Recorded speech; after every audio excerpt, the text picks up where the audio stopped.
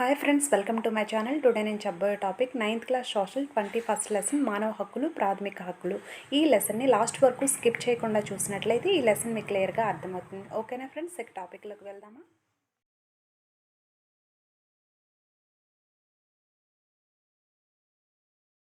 21st lesson మానవ హక్కులు ప్రాథమిక హక్కులు. మానవుని హక్కుల గురించి ప్రాథమిక హక్కులు అందులో ఎన్ని ఉన్నాయి వాటన్నింటి గురించి ఇందులో ఇవ్వడం జరిగింది.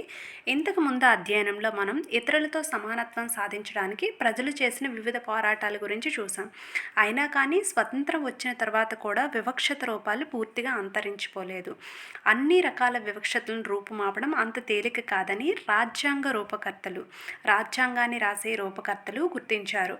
అందుకే సమాజ వివిధ అవసరాలు లక్ష్యాల దృష్ట్యా అనువైన చట్టాలు తయారు చేయడానికి వీలు కల్పించే రాజ్యాంగాన్ని తయారు చేశారు. అయితే ఈ రాజ్యాంగ పీఠికలో పేర్కొన్న సూత్రాల ఆధారంగా సమాజం ఉండాలని రాజ్యాంగం ఆశిస్తుంది.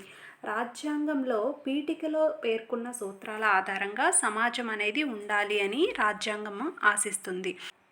అయితే ఈ పీఠికకు విరుద్ధంగా ఉన్న చట్టాలను కొట్టిపారేస్తూ వచ్చింది ఇప్పటి వరకు. అయితే వ్యక్తులకు హేతుబద్ధ కోరికలను ఏమంటారు అంటే హక్కులు అంటారు. వ్యక్తులకు కొన్ని హేతుబద్ధ కోరికలు ఉంటాయి. ఆ కోరికలను ఏమంటారు అంటే హక్కులు అంటారు. అయితే ఈ కోరికలకు చట్టం నుండి రక్షణ ఉంటుంది. ఈ కోరికలకు చట్టం నుండి రక్షణ కల్పించబడుతుంది. భారత రాజ్యాంగంలో చట్టబద్ధత రక్షణ కల్పించబడ్డ హక్కులు ఏవి అనంటే ప్రాథమిక హక్కులు. అంటే ఈ ప్రాథమిక హక్కులు భారత రాజ్యాంగంలో పొందుపరచబడ్డాయి. అయితే ఈ పొందుపరచబడిన హక్కులకు చట్టబద్ధతగా రక్షణ కల్పించబడింది.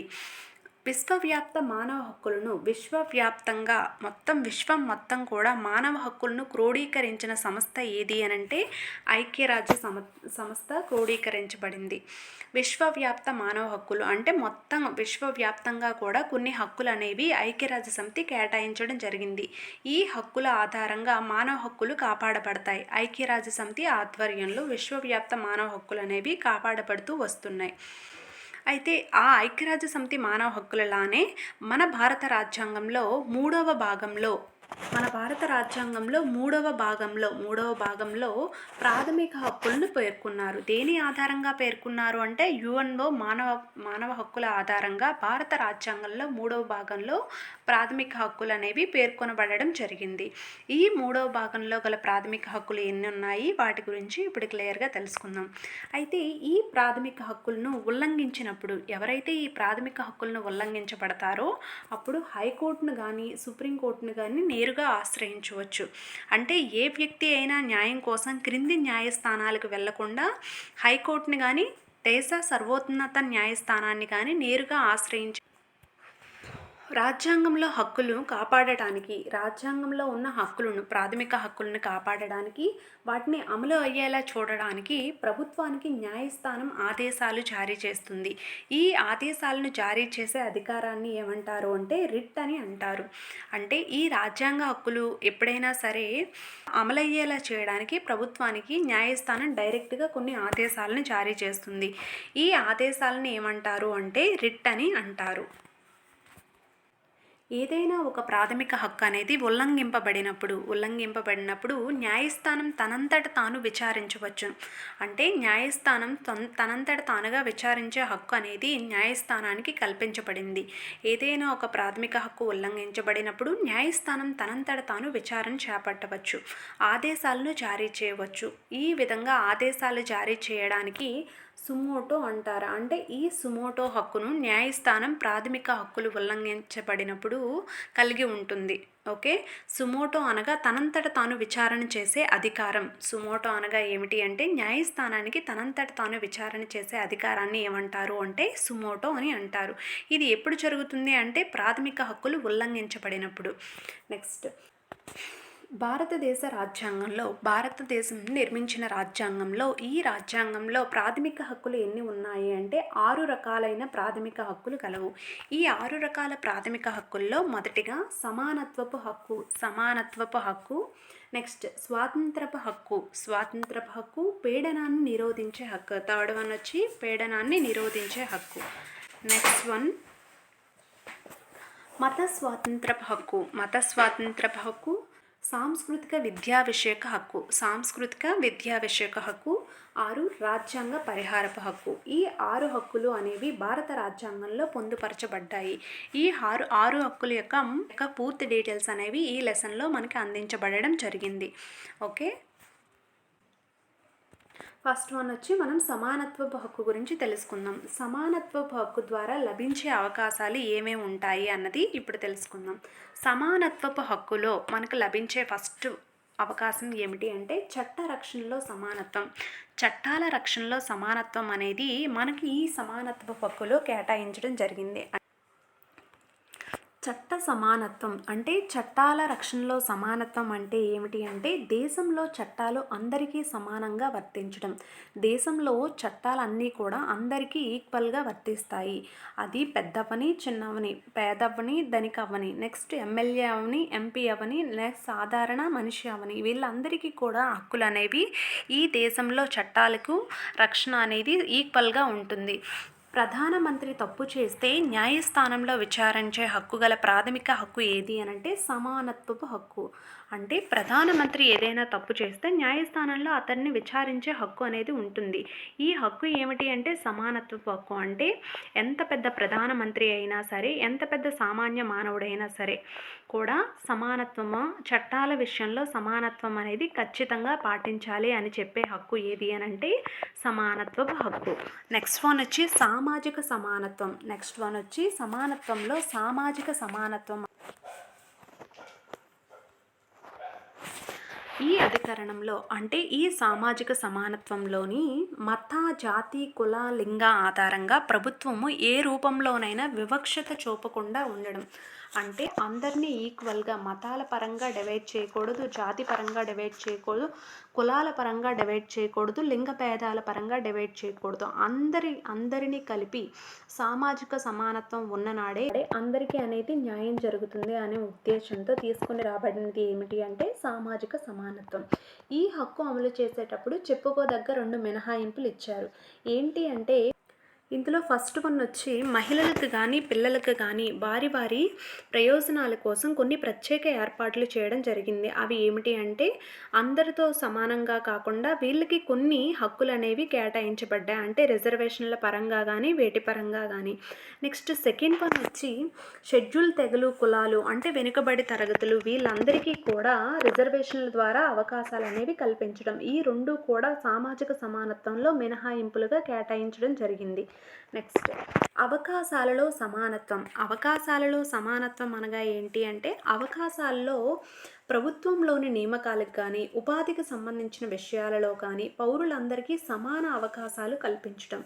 అంటే ప్రభుత్వంలో ఏవైనా నియామకాలు జరిగేటప్పుడు కానీ ఉపాధి అందించేటప్పుడు కానీ ఈ 2 విషయాలలో పౌరులందరికీ సమాన హక్కులు కల్పించాలి. అంటే అందరికీ ఈక్వల్గా వీటిలో హక్కులు అనేవి కేటాయించబడ్డాయి.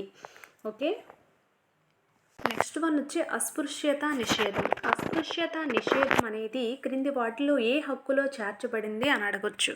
ఇది సమానత్వపు హక్కు. అస్పృశ్యత నిషేధం అనేది ఏ హక్కులో చేర్చబడడం జరిగింది అంటే సమానత్వపు హక్కులో. అస్పృశ్యత నిషేధం అంటే సమానత్వపు హక్కులో భాగంగా భారతదేశంలో అస్పృశ్యతను నిషేధించారు. భారతదేశంలో అప్పటి వరకు అంటే మనకు స్వతంత్రం రాకముందు వరకు కూడా అస్పృశ్యత అనేది ఉండేది. ఎప్పుడైతే రాజ్యాంగం నిర్మించారో అప్పటి నుండి కూడా డాక్టర్ బిఆర్ అంబేద్కర్ ఆధ్వర్యంలో అస్పృశ్యతను నిషేధించారు. ఓకే, అస్పృశ్యత నిషేధం అనేది ఏ హక్కులో భాగంగా జరిగింది అని అంటే సమానత్వపు హక్కులో భాగంగా జరిగింది. ఓకే, నెక్స్ట్ వన్ వచ్చి బిరుదుల రద్దు. అంటే బ్రిటిష్ ప్రభుత్వం ఇచ్చిన రాచరికపు బిరుదులు. బ్రిటిష్ ప్రభుత్వం కొన్ని రాచరికపు బిరుదులు ఇచ్చింది. అవి ఏంటంటే రావ్ బహదూర్, ఖాన్ బహదూర్. ఈ 2 బిరుదులను భారత ప్రభుత్వం నిషేధించింది. ఎప్పుడైతే ఈ రాజ్యాంగ నిర్మాణం జరిగిందో అప్పుడు ఈ బిరుదులు రావ్ బహదూర్, ఖాన్ బహదూర్ అనే బిరుదులను ప్రభుత్వం నిషేధించింది. అయితే ఈ రాజ్యాంగంలో ఈ బిరుదుల రద్దు అనే దానిలో రాజ్యాంగ నిషేధ పరిధిలోకి రాని బిరుదులు ఏవి అనంటే భారతరత్న, పరమ్వీర్ చక్ర, పద్మభూషణ్. ఇవంటి పతాకాలు పొందిన వాళ్ళు ఈ భారతరత్న కానీ, పరమ్వీర్ చక్ర కానీ, పద్మవిభూషణ్ వంటి పతాకాలు పొందిన వాళ్ళు వీటిని బిరుదులుగా ఉపయోగించకూడదు. ఇవనేవి రాజ్యాంగ నిషేధ పరిధిలోకి రాని బిరుదులు అవుతాయి. ఓకే, నెక్స్ట్ వన్ స్వాతంత్రపు హక్కు. నెక్స్ట్ వన్ స్వాతంత్రపు హక్కులో ఈ హక్కు 6 రకాల స్వేచ్ఛలకు హామీ ఇస్తుంది. అవి ఏ ఏ స్వేచ్ఛలు అనేవి ఇప్పుడు తెలుసుకుందాం. మొట్టమొదటిగా వాక్ స్వాతంత్రపు, నెక్స్ట్ భావ ప్రకటన స్వేచ్ఛ. వాక్ స్వాతంత్రాలు, భావ ప్రకటన స్వేచ్ఛ.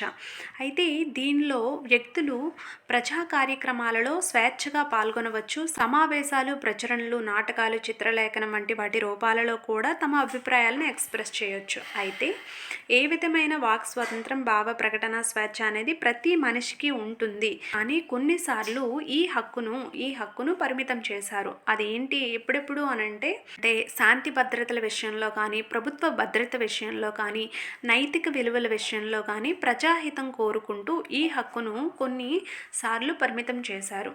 అయితే నెక్స్ట్ సెకండ్ వన్ వచ్చి ఆయుధాలు లేకుండా శాంతియుతంగా సమావేశం అయ్యే హక్కు.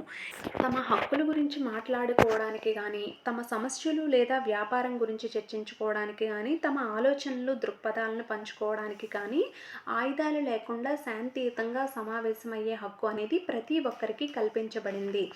అయితే కొన్నిసార్లు ఈ హక్కుకి కొన్ని పరిమితులు ఉన్నాయి. ఎలాంటివి అంటే ఏ సమావేశమైనా సరే శాంతియుతంగా చేసుకోవాలి, ఎటువంటి ఆయుధాలను కూడా యూజ్ చేయకూడదు, ప్రదర్శించకూడదు. అదేవిధంగా ఏదైనా నిరసన ఊరేగింపు చేసేటప్పుడు పాలనా విభాగం నుండి ముందస్తు అనుమతి తీసుకోవాలి. ఏవైనా ర్యాలీలు కానీ, ఏవైనా సమావేశాలు కానీ నిర్వహించేటప్పుడు ఖచ్చితంగా పాలనా విభాగం నుండి ముందస్తు అనుమతి తీసుకోవాలి అన్నది యొక్క పరిమితులు. నెక్స్ట్ 3 సంఘాలు సభలుగా ఏర్పడే హక్కు.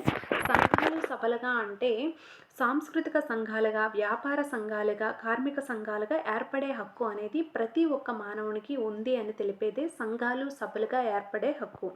అయితే ఈ హక్కును కూడా కొన్నిసార్లు పరిమితం చేశారు. ఏంటి అంటే శాంతి భద్రతల విషయంలో కానీ, నైతికత విషయంలో కానీ దేశ సార్వభౌమికత దెబ్బతింటుంది అన్న వాటి దృష్ట్యా ఈ హక్కుపై కొన్ని పరిమితులు విధించడం జరిగింది. ఓకే, నెక్స్ట్ వన్ వచ్చి స్వేచ్ఛగా సంచరించే హక్కు. ఈ స్వేచ్ఛగా సంచరించే హక్కులో భారతదేశంలో ఎవరైనా ఎక్కడికైనా వెళ్ళవచ్చు. అయితే కొన్నిసార్లు ప్రజా ప్రయోజనాల దృష్ట్యా ఈ హక్కులపై కొన్ని పరిమితులు విధించారు. ఎలాంటి పరిమితులు అనంటే అంటువ్యాధుల వ్యాప్తిని నిరకట్టడానికి. అంటే ఇప్పుడు కరోనా ఎలాంటివి ఉన్నాయి కదా, అంటువ్యాధులు ఇలాంటి వ్యాధులు ఎప్పుడైనా వస్తే ఆ టైంలో ప్రయాణాలపై పరిమితులను విధిస్తారు. అంటే స్వేచ్ఛగా సంచరించే హక్కుపై కొన్ని పరిమితులు విధిస్తారు. అదేవిధంగా కొన్ని సరిహద్దు ప్రాంతాల్లో స్వేచ్ఛా సంచారం వల్ల దేశ భద్రతకు ముప్పు ఏర్పడుతుంది అన్న టైంలో ఈ స్వేచ్ఛగా సంచరించే హక్కుపై పరిమితులు విధిస్తారు. ఈ విధంగా పరిమితులు విధించడం అనేది ఈ హక్కుపై జరిగింది.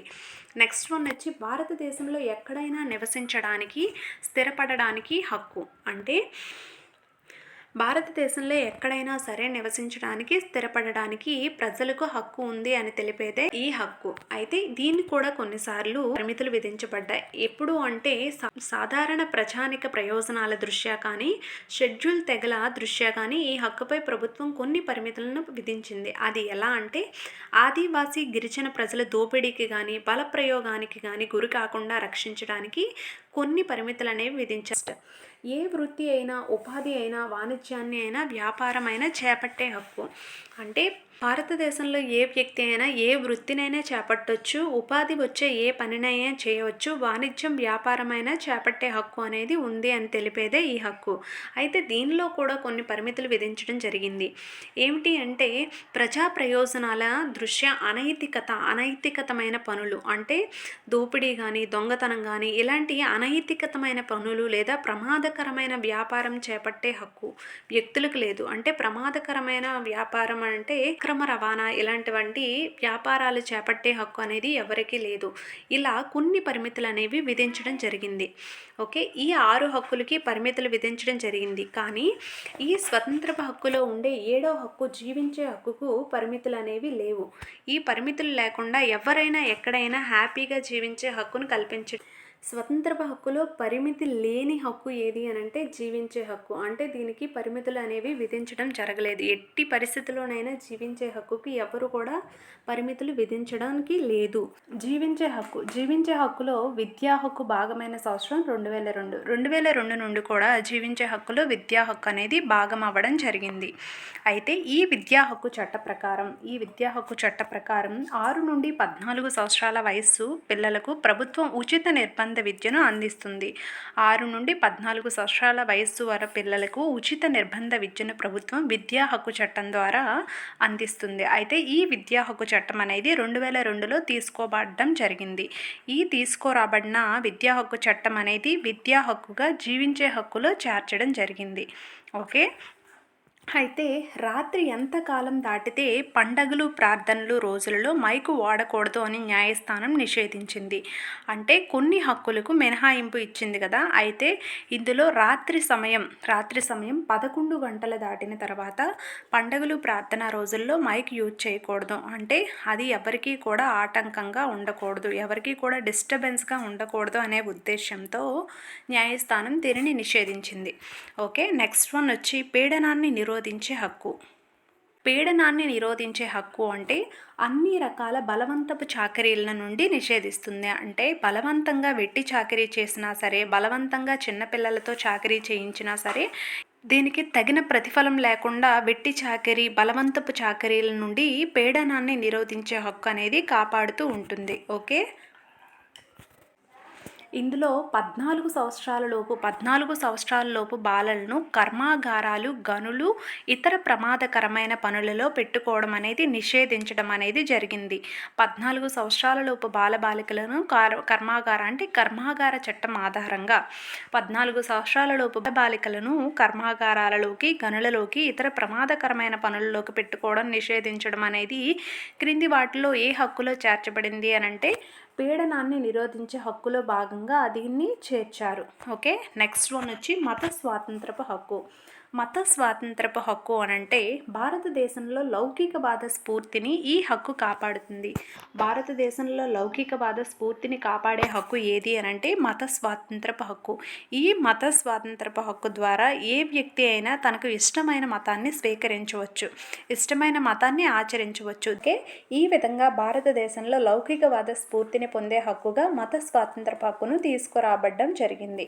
నెక్స్ట్ వన్ సాంస్కృతిక విద్యా విషయక హక్కు. సాంస్కృతిక విద్యా విషయక హక్కు అంటే భాషాపరమైన, మతపరమైన అల్పసంఖ్యాక వర్గాలకు తాము ఎంచుకున్న విద్యా సంస్థలు ఏర్పాటు చేసుకోవడానికి, నిర్వహించుకోవడానికి అవకాశం కల్పిస్తున్న హక్కు.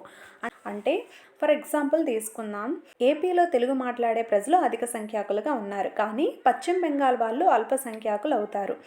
అదేవిధంగా పంజాబ్లో సిక్కు మతస్థులు అధిక సంఖ్యలో ఉంటారు, కానీ అక్కడ ఉండే ఆంధ్రప్రదేశ్, రాజస్థాన్, హర్యానా వంటి రాష్ట్రాల్లో వారు అల్పసంఖ్యాకులు అవుతారు. ఈ విధంగా ఆయా స్టేట్స్లో ఎక్కువ మంది అధిక సంఖ్యాకులు అవుతారు, తక్కువ మంది అల్పసంఖ్యాక వర్గాలు అవుతారు.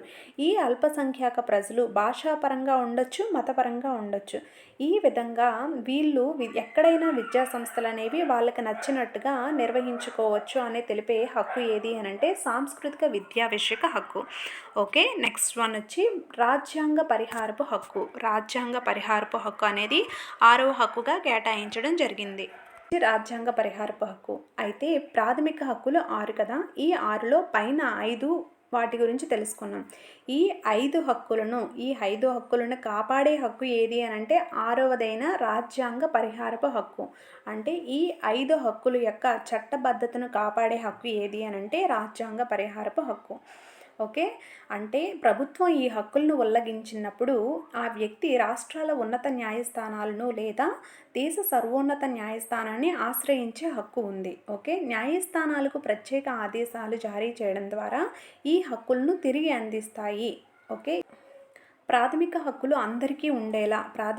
అనేవి అందరికీ ఉండేలా చేయడానికి, అంటే సక్రమంగా ప్రాథమిక హక్కులు అందరూ వినియోగించేలా చేయడానికి ప్రజలను కోర్టులు ప్రోత్సహిస్తాయి. ఏ విధంగా ప్రోత్సహిస్తాయి అనంటే ఎప్పుడైనా సరే ప్రాథమిక హక్కులు అనేవి ఉల్లంఘించబడినప్పుడు పిల్ అంటే ప్రజా ప్రయోజన దావా అనేవి వేయడానికి కోర్టులు ప్రోత్సహిస్తాయి.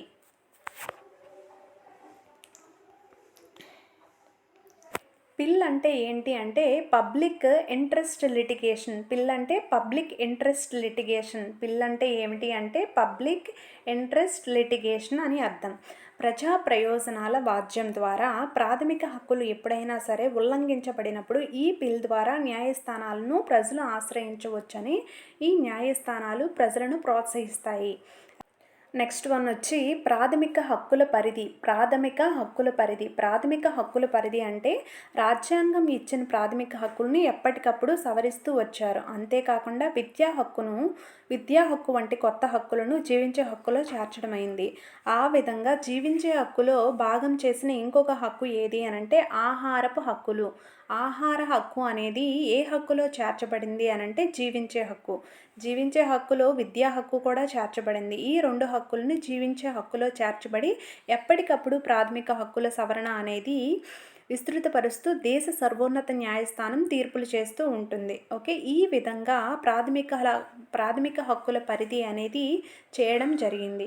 ఓకే, ఈ హక్కుల యొక్క మూలాలు అంటే ప్రాథమిక హక్కుల యొక్క మూలాలు ఎక్కడెక్కడ ఉన్నాయి అనంటే ఇంగ్లాండ్లో మాగ్నా కార్టా కొన్ని ఫ్రెంచ్ విప్లవంలో నుండి తీసుకుని రాబడ్డాయి. అంటే ఈ హక్కుల మూలాలు ఎక్కడెక్కడి నుండి తీసుకుని రాబడ్డాయి అనంటే ఇంగ్లాండ్లో మాగ్నా కార్టాలోని, నెక్స్ట్ కొన్ని ఫ్రెంచ్ విప్లవంలోని తీసుకొని రాబడినవే ఈ ప్రాథమిక హక్కులు. ఓకే, నెక్స్ట్ విశ్వవ్యాప్త మానవ హక్కుల ప్రకటన చేసిన వారు ఎవరు అంటే ఐక్యరాజ్య సమితి. విశ్వవ్యాప్తంగా మానవ హక్కుల యొక్క ప్రకటన చేసిన వారు ఎవరు అంటే ఐక్యరాజ్య సమితి చేసింది. ఈ ఐక్యరాజ్య సమితి ఏర్పడిన సంవత్సరం 1945లో ఐక్యరాజ్య సమితి ఏర్పడింది. అయితే ఈ ఐక్యరాజ్య సమితి ఏర్పాటు చేసిన మానవ హక్కుల ప్రకటనలో మానవ హక్కుల ముసాయిదాను యుఎన్ఓ ఎన్ని అధికరణలతో తయారు చేసింది అనంటే 30 అధికరణలతో తయారు చేసింది. అంటే మానవ హక్కుల ప్రకటనలో ఎన్ని అధికరణలు ఉంటాయి అనంటే 30 అధికరణలు ఉంటాయి. అయితే ఈ ఐక్యరాజ్య సమితి ప్రపంచ మానవ హక్కుల ప్రకటన చేసిన సంవత్సరం ఎప్పుడు అంటే 1948 అనేది ప్రపంచ మానవ హక్కుల ప్రకటన చేసిన సంవత్సరం. ఓకే, 1948 డిసెంబర్ 10 ఈ డిసెంబర్ 1948న ఐక్యరాజ్య సమితి ప్రపంచ మానవ హక్కుల ప్రకటన అనేది చేసింది. జాతీయ మానవ హక్కుల సంఘం ఎప్పుడైతే ఐక్యరాజ్య సమితి మానవ హక్కుల ప్రకటన సంఘాన్ని ఏర్పాటు చేసిందో అప్పటి నుండి కూడా ప్రతి దేశం మానవ హక్కుల సంఘాన్ని ఏర్పాటు చేసుకోవడం స్టార్ట్ చేసింది. అయితే ఈ మన భారతదేశంలో జాతీయ మానవ హక్కుల సంఘం యొక్క ప్రధాన లక్ష్యం ఏమిటి అంటే మానవ హక్కుల్ని కాపాడుటకు భారత ప్రభుత్వం చట్టం చేసిన సంవత్సరం.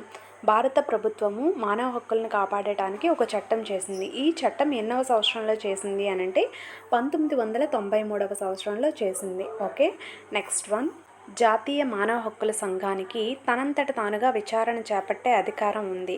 అంటే తనంతట తానుగా విచారణ చేపట్టే అధికారాన్ని ఏమంటారు? సుమోటో అంటారు. సుమోటో అంటే తనంతట తాను విచారణ జరిపేది సుమోటో. అయితే జాతీయ మానవ హక్కుల సంఘానికి ఈ సుమోటో అధికారం అనేది కల్పించబడింది. నెక్స్ట్ వన్ మానవ హక్కుల ఉల్లంఘనకు ఉదాహరణలు. ఏవేవైతే మానవ హక్కుల ఉల్లంఘన అవుతాయి అంటే పోలీసుల వేధింపులు, ఇష్టం వచ్చినట్లు అరెస్టు చేయడాలు, సమాచార హక్కుని తిరస్కరించడాలు, అవినీతి, మహిళలపైన వేధింపులు, అత్యాచారాలు, ఇలాంటివన్నీ కూడా మానవ హక్కుల ఉల్లంఘనకు ఉదాహరణలుగా ఉంటాయి. ఓకే, నెక్స్ట్ వన్ వచ్చి మనం ఇప్పటి వరకు ప్రాథమిక హక్కుల గురించి తెలుసుకున్నాం. నెక్స్ట్ వచ్చి ప్రాథమిక విధుల గురించి తెలుసుకుందాం. ప్రాథమిక విధులు అనేవి 11 ఉన్నాయి. ప్రాథమిక విధులు అనేవి రాజ్యాంగంలో 11 చేర్చబడ్డాయి. అయితే ఈ ప్రాథమిక విధులు 11 మనం ఇప్పుడు తెలుసుకుందాం. మొట్టమొదటి విధి ఏంటంటే రాజ్యాంగబద్ధంగా నడుచుకోవాలి. రాజ్యాంగం ఏ విధంగా నిర్మించబడిందో దానిలో ఉన్న ప్రతి సూత్రాన్ని అనుగుణంగా రాజ్యాంగబద్ధంగా నడుచుకోవాలి. జాతీయ గీతాన్ని కానీ జాతీయ జెండాని కానీ అవమానించకూడదు. జాతీయ గీతమైన జనగణమన కానీ జాతీయ జెండాను కానీ అవమానించకూడదు అన్నది 1వ ప్రాథమిక విధి. నెక్స్ట్ సెకండ్ వన్ వచ్చి స్వాతంత్రానికి స్ఫూర్తినిచ్చిన జాతీయ ఉద్యమ ఉన్నత ఆదర్శాలను గౌరవించి వాటిని అనుసరించాలి. స్వాతంత్రానికి స్ఫూర్తినిచ్చిన జాతీయ ఉద్యమ ఉన్నత ఆదర్శాలను గౌరవించి అనుసరించాలి అన్నది సెకండ్ పాయింట్. థర్డ్ పాయింట్ వచ్చి భారతదేశ సార్వభౌమికత సమగ్రతలను కాపాడాలి. నెక్స్ట్ ఫోర్త్ వన్ వచ్చి దేశ రక్షణకు బాధ్యత వహించాలి. దేశం యొక్క రక్షణకు ఒక పౌరునిగా బాధ్యత వహించాలి అన్నది 4వ ప్రాథమిక విధి. నెక్స్ట్ ఫిఫ్త్ వన్ వచ్చి వివిధ భాషలు మతాల ప్రజల మధ్య శాంతి సామరస్యాలను నెలకొల్పాలి. మహిళల గౌరవానికి భంగం కలిగించకూడదు. అంటే వివిధ భాషలు మతాల ప్రజల మధ్య శాంతి సామరస్యాలను నెలకొల్పాలి, మహిళల గౌరవానికి భంగం కలిగించకూడదు. నెక్స్ట్ వన్ దేశ పర్యావరణ క్షీణతను నివారించాలి, మెరుగుపరచాలి. నెక్స్ట్ వన్ వచ్చి మన దేశ ఉమ్మడి సంస్కృతి మహోన్నత వారసత్వ సంపదను గౌరవించి కాపాడాలి. మన దేశం యొక్క ఉమ్మడి సంస్కృతి దాని యొక్క మహోన్నత వారసత్వ సంపదను గౌరవించి కాపాడాలి. నెక్స్ట్ వన్ వచ్చి శాస్త్రీయ దృక్పథం మానవతావాదం అన్వేషణ సంస్కరణల దృక్పథాన్ని అలవర్చుకోవాలి. శాస్త్రీయ దృక్పథాన్ని, నెక్స్ట్ మానవతావాదాన్ని, అన్వేషణ సంస్కరణల దృక్పథాన్ని అలవర్చుకోవాలి. నెక్స్ట్ ప్రజా ఆస్తులను కాపాడాలి. ప్రజా ఆస్తులు అంటే ప్రభుత్వ ఆస్తులు. ఈ ప్రభుత్వ ఆస్తులను కాపాడుతూ ఉండాలి. నెక్స్ట్ అన్ని రంగాలలో అత్యున్నత శ్రేణిని అందుకోవడానికి కృషి చేయాలి. అన్ని రంగాలలో అత్యున్నత శ్రేణి అంటే ఫస్ట్ ప్లేస్ని అందుకోవడానికి కృషి చేయాలి. నెక్స్ట్ పిల్లలను విద్యావంతులుగా చేయాలి. అంటే పిల్లలను విద్యావంతులుగా చేయడానికి తల్లిదండ్రుల యొక్క పాత్రని ఇందులో మెన్షన్ చేయడం జరిగింది. అంటే ఈ లాస్ట్ వచ్చి 11ది 2002 రాజ్యాంగ సవరణ ఎప్పుడైతే విద్యా హక్కు జీవించే హక్కులో చేర్చబడిందో అప్పటి వరకు ప్రాథమిక విధులు 10 ఉండేవి. ఎప్పుడైతే ఈ 11వదైన పిల్లలను విద్యావంతులను చేయాలి అనే హక్కు అనేది, తల్లిదండ్రుల పాత్ర అనేది 2002 రాజ్యాంగ సవరణ ద్వారా ప్రాథమిక విధులలో 11వ విధిగా చేర్చబడింది. ఓకే, ఇప్పటి వరకు ఈ లెసన్ మనం తెలుసుకున్నాం. దీనిలో నమూనా ప్రశ్నలు ఏ విధంగా ఉంటాయో కొన్ని తెలుసుకుందాం. నమూనా ప్రశ్నలు అనేవి ఫస్ట్ రాజ్యాంగ హక్కుల రక్షణకు న్యాయస్థానం ప్రభుత్వానికి ఆదేశాలను జారీ చేసే అధికారాన్ని ఏమంటారు? ఫస్ట్ వన్ వచ్చి PIL, second one writ, C suo motu, పైవన్నీ. అంటే న్యాయస్థానం ఆదేశాలు జారీ చేయడాన్ని రిట్ అని అంటారు. న్యాయస్థానం ఆదేశాలను జారీ చేసేదాన్ని రిట్ అని అంటారు. ఓకే, నెక్స్ట్ వన్ ప్రాథమిక హక్కులు ఎన్ని? ప్రాథమిక హక్కులు అనేవి ఎన్ని? Option A 5, option B 6, option C 1, option D 7. ప్రాథమిక హక్కులు అనేవి 6గా కేటాయించడం జరిగింది. వీధిలో కొలాయి నుండి నీళ్లు పట్టుకునేటప్పుడు మరొక వ్యక్తి కుండ తన కుండకు తగిలిందని ఒక వ్యక్తి గొడవ పడ్డాడు. అతను ఉల్లంఘించిన హక్కు ఏది? అతను ఉల్లంఘించిన హక్కు అనేది క్రింది వాటిలో ఏమవుతుంది అని అంటే ఏ సమానత్వపు హక్కు, బి మత స్వాతంత్రపు హక్కు, సి స్వాతంత్రపు హక్కు, డి పీడనాన్ని నిరోధించే హక్కు. ఆప్షన్ 1 నుంచో కరెక్ట్ అవుతుంది. సమానత్వపు హక్కు అనేది కరెక్ట్. నెక్స్ట్ ఫోర్త్ వన్ వచ్చి రాజ్యాంగంలో ఆహారపు హక్కును ఏ హక్కు జాబితాలోకి చేర్చారు? ఏ హక్కుల జాబితాలోకి చేర్చారు అన్నది. ఆప్షన్ 1 సమానత్వపు హక్కు, ఆప్షన్ బి మత స్వాతంత్రపు హక్కు, ఆప్షన్ సి స్వాతంత్రపు హక్కు, ఆప్షన్ డి జీవించే హక్కు. ఈ 4గింట్లో ఏ హక్కులో చేర్చబడింది అని అంటే జీవించే హక్కులో ఆహారపు హక్కు అనేది చేర్చబడింది. నెక్స్ట్ వన్ యుఎన్ఓ మానవ హక్కుల ప్రకటన చేసిన సంవత్సరం. యుఎన్ఓ మానవ హక్కుల ప్రకటన చేసిన సంవత్సరం ఏమవుతుంది క్రింది వాటిలో? 1945నా, 1948నా, 1956, 1950? 1948 అనేది కరెక్ట్ ఆన్సర్. యుఎన్ఓ మానవ హక్కుల ప్రకటన చేసిన సంవత్సరం 1948 డిసెంబర్ 10. నెక్స్ట్ ప్రాథమిక విధులు ఎన్ని? Option A 11, option B 15, option C 14, option D 10. ఆ ప్రాథమిక విధులు అనేవి 11 ఉన్నాయి. ఓకే, నెక్స్ట్ వన్ ప్రజలు దేశంలో ఏ ప్రాంతంలో అయినా నివసించవచ్చును అని చెప్పే ప్రాథమిక హక్కు ఏది? ప్రజలు దేశంలో ఎక్కడైనా ఏ ప్రాంతంలో అయినా నివసించవచ్చు అని చెప్పే ప్రాథమిక హక్కు క్రింది వాటిలో ఏది అని అంటే ఆప్షన్ ఏ సమానత్వ హక్కు, ఆప్షన్ బి మత స్వాతంత్రపు హక్కు, ఆప్షన్ సి స్వాతంత్రపు హక్కు, ఆప్షన్ డి జీవించే హక్కు. ఆప్షన్ సి అనేది కరెక్ట్ ఆన్సర్ అవుతుంది. స్వాతంత్రపు హక్కు అనేది correct answer. Next 8th one వచ్చి సతీ సహగమనం ఆచరించడం వలన భంగపడే ప్రాథమిక హక్కు ఏది? సతీ సహగమనం ఆచరించడం వలన భంగపడే ప్రాథమిక హక్కు క్రింది వాటిల్లో ఏది అని అడిగితే ఏ సమానత్వపు హక్కు, బి మత స్వాతంత్రపు హక్కు, సి స్వాతంత్రపు హక్కు, డి జీవించే హక్కు. Option B correct answer. మత స్వాతంత్రపు హక్కు అనేది కరెక్ట్ ఆన్సర్.